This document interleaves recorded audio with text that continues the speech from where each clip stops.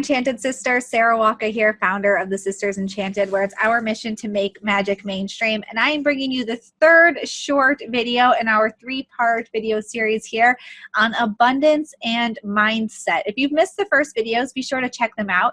Video 1, we talked about abundance blocks. Video 2, we talked about gratitude.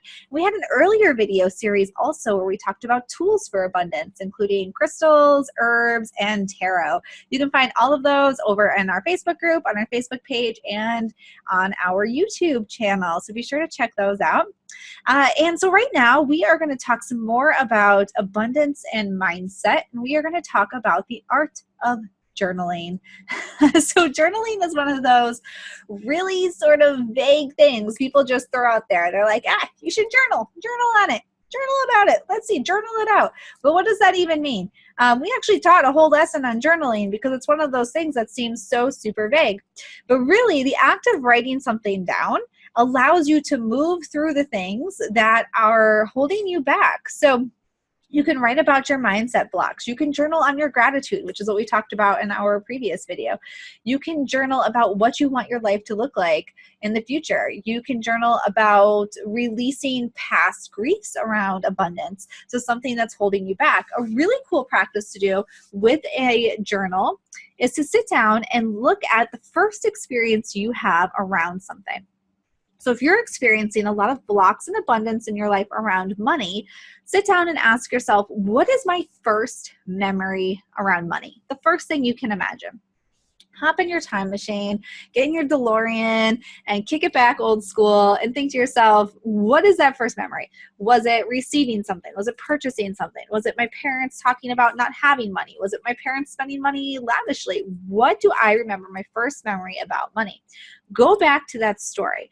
Write it down. Write it as clear as you can. Every detail. Like really bring it to life for yourself. And then look and see, follow that thread through your life to the present.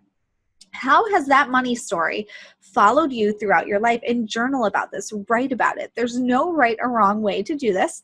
You're simply following this money story. How did this first event translate into every event thereafter with your finances? And once you see these patterns forming and you see it in your writing and you're journaling about it, you might come up to all sorts of things, aha realizations, things you need to heal, things you need to release. It's things you need to forgive yourself for, things you need to forgive family members for that you might not even see as problems. If somebody sat down and said, what are your problems around money?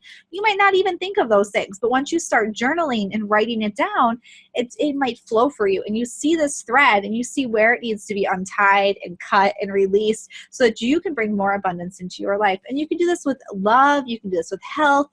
You can do this with self-confidence, whatever you want an abundance of in your life. Think back to the first moment that you can remember around that thing. And then tell your story going forward to what it is right now and look for those patterns and ask yourself, where have I been putting up blocks?